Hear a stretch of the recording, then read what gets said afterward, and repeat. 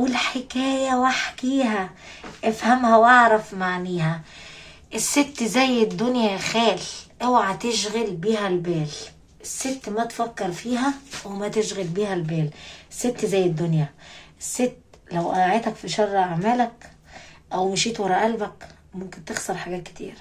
ما تفكر في الحب وما تمشي ورا قلبك، امشي ورا عقلك. ساعات قلبك بيبقى غلطان، ساعات قلبك بيوصلك لحاجات بتطلع خسران. اسمع، مرات الاب، مرات الاب خدها يا رب. طب يلا نسمع قصتنا النهارده. قصتنا النهارده بتحكي عن حموده. حموده عمره 38 سنه. حموده كان عايش مع ابوه وامه، بس امه ماتت وربنا افتكرها. طبعا هو كان مخلف ولد واحد هو حموده. طبعا الاب بسم الله ما شاء الله من من محافظه دمياط، شامل بالقاهره يعني. سايب ورث وأطيان وحاجات كتير. صاحبنا حمودة كان حلم حياته بس يسافر برا مصر. المهم سافر ونجح وقدر ينجح. طبعا هي ربته يعني الأب متجوزها، هو عمره 9 سنوات، فربته، فهو شايفها أمه، بس هي ما كانتش شايفاه كده. هي كانت شايفاه واد جميل وأمور وكاجوال وعيون ملونة وأبيضاني وعسلية، في نوع من الحريم. في نوع من الحريم ما بتحب الكلام. ممكن تبص عادي لابن جوزها، ممكن يحصل بينهم حاجة غير مشروعة أو حاجة مش مظبوطة. طبعا حنان ما كانت صغيرة في الوقت ده. يعني كانت متجوزة عندها 23 سنة، هو الولد كان عنده 9 سنين، يعني دلوقتي بقى عمرها بتاع 52 سنة، بس تشوفها تديها 25 سنة. اسمع.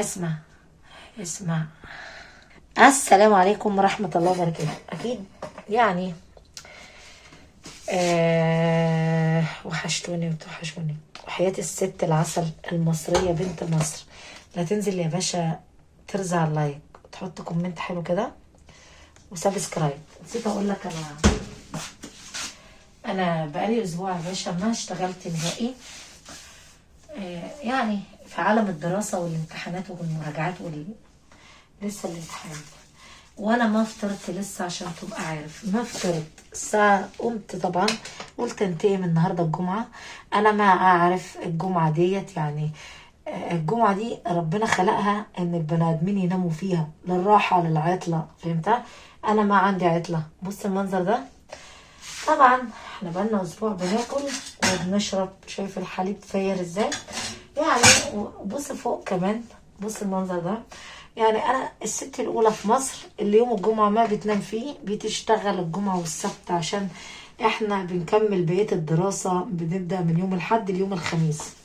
وطبعا ما عندنا حاجة نشرب الحليب. انا عايزة افطر حليب. انا الحليب كحليب يعني لازم اغذي نفسي. هشرب النسكافيه ده عشان اقدر اشتغل. دلوقتي الساعه 8 مساء بتوقيت مصر، يعني العشاء اتدنت. قمت يا دوبك الحق انزل بس فيديو عشان اشغل قنواتي. عندي لكم اخبار ما حلوه نهائي. ليه كده يا ست هناء؟ انا كرهت ست هناء دي. ست هناء ايه؟ ست هناء قرفت من حياتها. معاش اللي يضايقك يا ست هناء، معاش عينيك الحلوه يا ولد. عايزين نشكر راجل عسل كده عامل زي السكر كده. كل ما يكلمكم في التعليقات يقول لكم ايه؟ ما حد يغلط على الست هناء، ما حد يغلط على الست هناء. والله انت راجل، صدق بالله يا راجل، انا بقالي سنوات على منصة اليوتيوب ما شفت راجل يقول لهم ما تغلطوا على الست هناء. لا، ده اللي بيغلط فيا التاني يقعد يتريق، يحط له ضحكه. طب انت هتستفاد ايه من الضحكه دي؟ يعني هشوفك يعني ولا ايه؟ انا ما بشوف العالم ده عشان تبقى عارف. يعني اسمه بيبدا كده عبد الرحمن، عبد الرحيم. انا اشكرك كتير يا عبد الرحمن. مهما كان اسمك ايه، حبيت اشكرك على الهوا. طبعا احنا ما عندنا حاجه نغلي فيها الحليب بتاعنا. ها؟ انا لازم ابقى طاقه وباور واشتغل. اشتغل بقى ازاي وانا ما شربتش حاجه؟ صح يا هنا؟ صح. المهم يا باشا انزل ارزع لي اللايك عشان اليوم النهارده بقى هشتغل لحد الساعه 1 صباحا بتوقيت مصر، لان ما عنديش الا اليوم بكره وخلاص، وبعد كده مش هشتغل. يعني الفيديوهات دي اللي انا بشتغل بيها، انا بشتغل الجمعه بس والسبت لحد ما نخلص بس الامتحانات، وبعدين نرجع تاني نشتغل ونبقى ملوك الساحه. اشكر الناس اللي بتحب هناك، ها، والناس اللي بتغلط فيا ما مهم. اشكرك يا عبد الرحمن، ميرسي بوكو على ذوقك، ثانك يو، وبجد بجد شكرا على كلامك المؤدب واحترامك. وانا ما لقيتك غلطت فيا، عشان انت لو غلطت فيا كنت رفعتك تحت على ايه، عملت لك حظر. يعني خلي بالك انا بتخنق بسرعه، بس ما برد على حد، بس انا حبيت النهارده عشان اعرفكم بس ان انا بقرا التعليقات الحلوه. تعليقاتكم والله اكبر. ها يا ابني، تعليقاتكم شرف البلد. نفسي حد كده يغلط معايا يقول لي يا مدام هناء احنا بنحبك وحياة غلاوتك في قلبي وانا بحبكم، بس اللي يزعلك الغلط. الغلط يا ابني، ما تغلط في الناس الحلوه دي. ها، ما تغلط علينا، لان احنا ما بنغلط على حد. ها، موافق ولا ما موافق؟ لا يا هناء، انا موافق خلاص.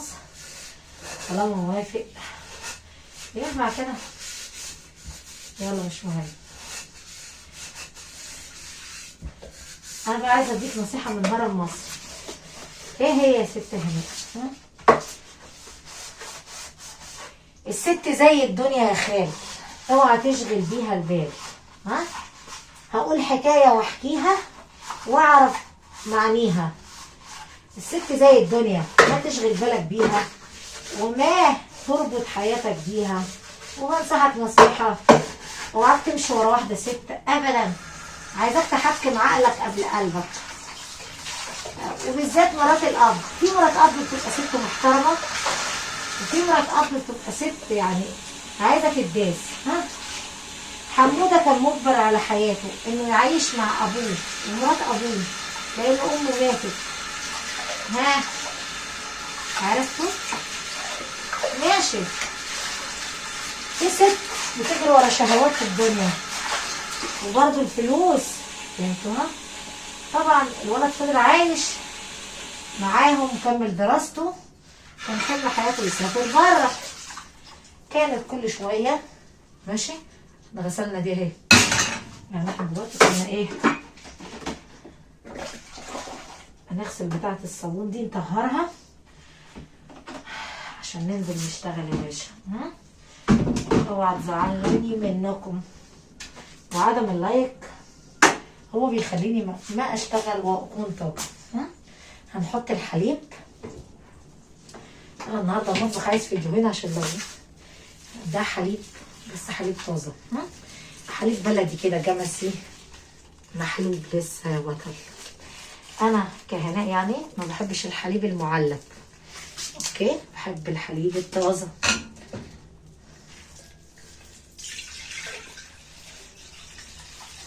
هقول حكايه واحكيها افهمها واعرف معانيها. الست زي الدنيا يا خال. عندي لكم خبر تاني ما حلو. امور يا هرم مصر.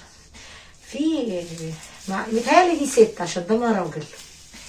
في واحدة ست ما مصرية تقريبا، لا اما عراقية لا اما مغربية. طبعا لقيت قناة لسه معمولة 24/12 ده شهر 12، اوكي. طبعا احنا قلنا الفيديو ده هو معمول الجمعة ماشي، بس ما اعرف هينزل امتى عشان انا لسه ما حملت حاجة، يعني باخد يومين 3 والفيديو ده ما ينزل. المهم بتقولي لقيتها عاملة حتى عيوني الحلوة دي اليوجو القناة، وطبعا واخدة فيديو. وتعالوا تعالوا تعالوا بتقولك بقى ايه حاجة غريبة عايزة اوصلها لكم. اتفضلي يا ست هناء، اتفضلي يا هرم مصر. تخيل بتقول لي ايه؟ طبعا انا كهناء دخلت من قناه الاسطوره وربنا ما حصلت في التاريخ. صدق بقى بالله انا عمري ما دخلت على منصه اليوتيوب اتفرج على فيديوهات او اعمل اي حاجه من قناه هناء الاسطوره 54,000 دي، ما حصلتش اخش لاي بني ادم واكتب له ابدا. مش غرور والله، لا ده تواضع. اخش من ايميل فيك. المهم يا باشا تخيل بتقول لي ايه؟ نظريه منك كده. طبعا لقيتها منزله الفيديو. انت عرفتي ازاي ان هي حرمه يا هناء؟ هقول لك دلوقتي انا عرفت ازاي ان هي مره يعني. المهم اتضحكت، كتبت من هناء الاسطوره. بنصحك نصيحه يا شاطر، امسح الفيديوهات. لقيت 2. طبعا جالي جوه من سوق المحتوى ان الفيديوهات دي مسروقه في حقوق الطبع والنشر، بتخش المنشئ المحتوى اللي هو هناء الاسطوره ان الفيديوهات دي فلان الفلان، كل قناه سرقه ايه بتجيلك جوه. انا لازم اعمل طلب ازاله، فهمتها؟ طالما منصه اليوتيوب دخلتها لي. المهم يا صاحبي حصل حاجه كده، قلت له نصيحه كده حلوه عشان انا ست محترمه يعني. والله ما حصلت رحمه ابويا في تاريخ العالم اكتب لحد. قلت له انا كنت بضرب ضربتي واخلع. يعني ايه يا ست ايهاب بتضربي ضربتك برضو؟ عشان نبقى هرشين الحكايه. يعني ايه يا هرم مصر بضرب ضربتي يا صاحبي؟ يعني انا كاسطوره ما بنصح حد، بس بقفل له القناه. طيب بنصحك نصيحه يا شاطر، تمسح الفيديوهات. وطبعا النصيحه الثانيه يا ريتك تقفل القناه اللي انت فاتحها باسمي. طبعا راح ردد عليا. تخيل قال لي ايه؟ انا اريد اكسب المال. ماشي اوكي، انا اريد اكسب المال وما همسح يعني الفيديوهات. طبعا انا واخده سكرينات بالتعليقات بتاعته. طبعا تاني حاجه قلت له خلاص، انا بقى ايه كنت مفكراه يعني ذكر راجل يعني كده.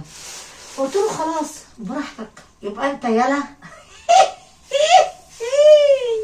يبقى انت اللي قبلت التحدي. انت اللي قبلت التحدي، ها؟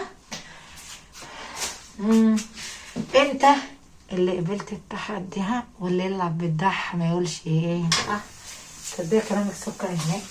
يبقى انت اللي قبلت التحدي ان انا امسح لك الفيديوهات واقفل لك القناه. والميه تكدب الغطاس. كتبت له كده، قلت له كتب لي قال لي ايه؟ ما تصدقوني، قولي لي لا هرم احنا بنصدق هرم مصر. طيب ورحمه ابويا انا ما كذب عليكم ابدا. ها؟ عارف قال لي ايه؟ انا بعد ما كتبت له بقى ان انت تحددني والميه تكدب الغطاس هقفلها لك. تخيل قال لي ايه؟ قال لي لا انا اريد اكسب المال. انا اريد المال. انا اريد ومحتاج من الجميع مساعدة المال. الله عليك يا هناء، عرفت بقى؟ بص يا باشا، ده اصلا مش راجل. مفيش راجل هيقول لي انا اريد اجمع المال. والله برافو عليك يا هناء، صدقي ورحمة ابويا انا ابويا ما جاب غيري، ما جاب بطل دماغ فوق الا الست المصرية العسلية. طبعا الست العسل اللي قدامك دي كانت مميزة. طبعا انا قلت اضرب ضربتي بقى. اضرب يا معلم من تحت الحزام. ضربت عملت ايه يا ست هناء عشان ما نضيعش الوقت ده؟ كل يوم بقعد اتسلى عليها شويه واتضحك عشان بحب الضحك. بحب الضحك زي الفراخ اما بحب اقطف الريش بتاعهم، او الحمام ما بحب الحمام يطير. ماشي، بحب الحمام يفضل جنبي في العشه ونطار. بجيب له شويه قمح وحدفهم عشان اجيبه تاني. وصلتك الرساله؟ طب تحيه لهرم مصر اسطوره العالم العربي. ليه بقى؟ ليه؟ اللي يعرف يلعب زينا ينزل ويقول لي يا عمنا، واللي ما يعرف يقف يتفرج ويسقف لنا. حذفت لها واحد والتاني والتالت هصفرها. عرفتوا صح؟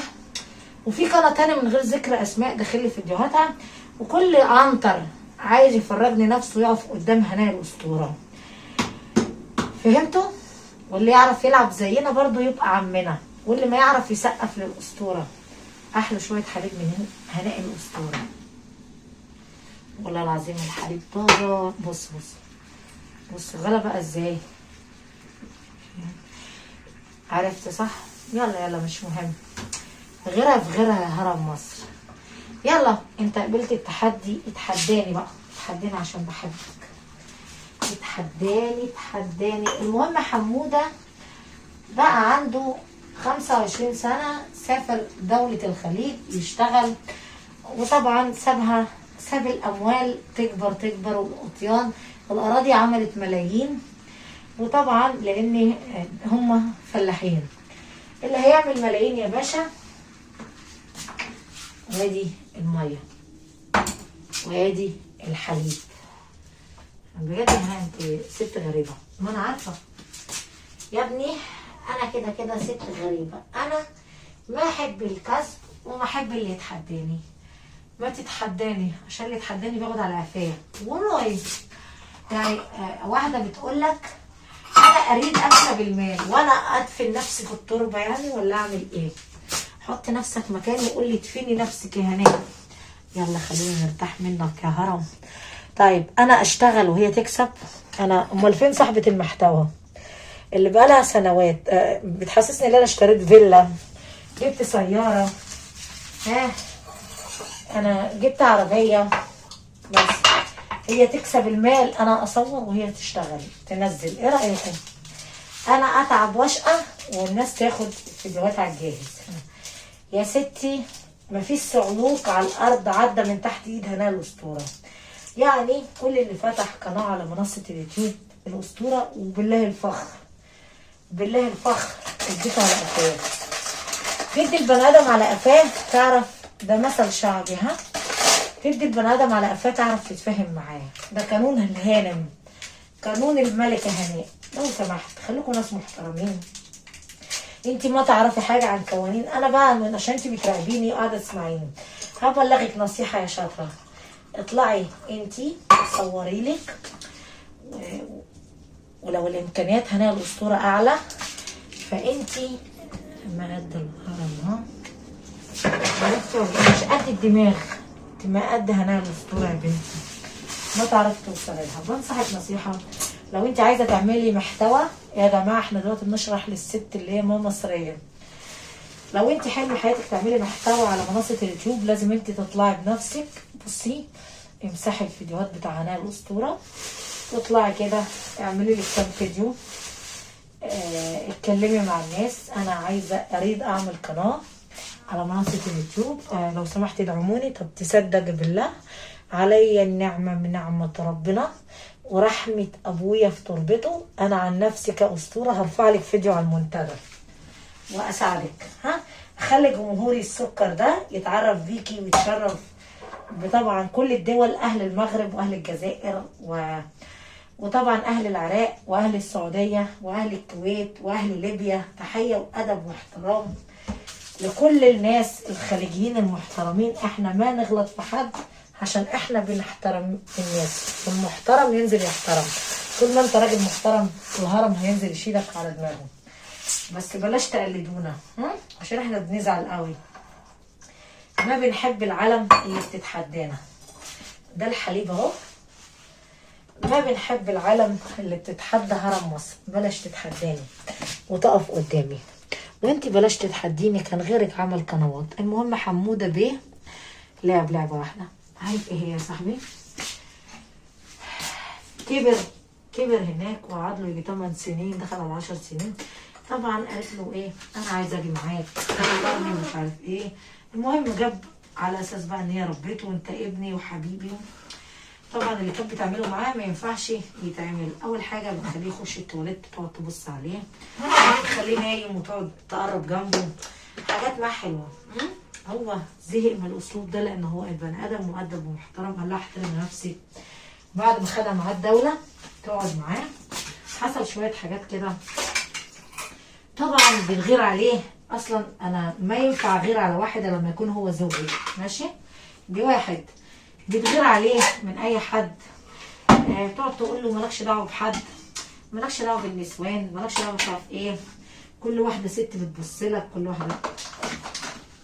هو اتضايق، جه المحامي بعت عشان ياخد الورث، هو زهق بقى عايز حقه عشان يعيش. لما جه ياخد الورث راحت رفع عليه قضيه ان هو احتدى عليها تحرش. فهمتوها؟ وهو اصلا انسان متربي وما فكر فيها ابدا لانها مرات ابوه، فاهمني؟ طبعا الاب بعد ما مات هي دي كانت النقمه، وطبعا امه ميته، وكان هو ما يغضب ربنا ابدا، ما فكر في الست دي لانها ست كبيره بالنسبه له، ست كبيره. فهمتها؟ طبعا اي واحده ست مرات الاب بالذات ممكن ترمي بلاء عليك ان انت بتتحرش بيها او بتحتدي عليها. تخيل انت، والله العظيم والله العظيم توديك في داهيه. فاحرص من مرات الاب. مرات الاب في المثل الشعبي خدها يا رب. خلي بالك من نفسك يا صاحبي، خلي بالك من اللي جاي، في جاي كتير ليك. خلي بالك من زوجتك، لو زوجتك ما بتحبك وما معديه الفقر، معاها فلوس وبتدوس عليك. انا ما ابغي حد يدوس على حد. وخلي بالك كمان من نقطه، ايه هي بقى يا هرم؟ ان الست ممكن تبيع الراجل في اي وقت عشان خاطر شويه فلوس. انا ما ابغي ان حد يبيع حد عشان الاموال. ممكن اي حد يعمل لك اي حاجه عشان الفلوس يا صاحبي.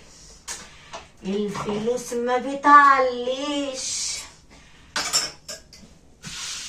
انا ما اعرف يا هناء، واحد كاتب لي تعليق، انت جنسيتك ايه؟ انا جنسيتي ايه؟ في صحتكم احلى كوبايه حليب من احلى اسطوره. انا جنسيتي مصريه، ابويا مصري ابا عن جدا، ما كملت دراستي. اقول لك سني بالمره، بفكر، جالي كذا راجل يتزوجني مصري، انا ما وافقت. طبعا بحط له الشروط عاليه قوي عشان يخلع. العالي دايما غالي، الست دايما الرخيصه، الرخيص ملوش طلب والله العظيم. فبنصح كل ست، وعاكي ترخصي نفسك عشان المال. المال ما هيفيدك بشيء. يا واخد القرد على ماله، بكره يغور المال يا بنتي ويقعد القرد على حاله. انا اخاف عليكي، انا ما ابغي حد يتكلم عليكي، بالذات لو انت مصريه. ما تخلي تدي فرصه للعالم انهم يتكلموا عليكي. صاحبنا اول ما الست دي رفعت القضيه عليه، وعمه راح شهد ان الست دي ليها كل التركه، وهي اللي تعبت وهي اللي عملت، وزوروا اوراق الكلام ده كله. حاجه صدمت الواد ان اللي منه باعه. فهمتها؟ وطبعا رمت بلاها عليه، وربنا نصره ان هو اصلا ما لمزهاش ولا الكلام ده كله. لان في حاجه اسمها تحاليل طبيه، في حاجه اسمها تقرير طبي، والكلام ده كله الحاجات دي بتبقى باينه فيك. هقول ايه؟ هقول لك انت من قلبي خلي بالك من نفسك، عشان الست اللي عايشه معاك نفسها ممكن تخطط لك، تلفق لك، تعمل لك اي كمين. خلي بالك من نفسك يا صاحبي.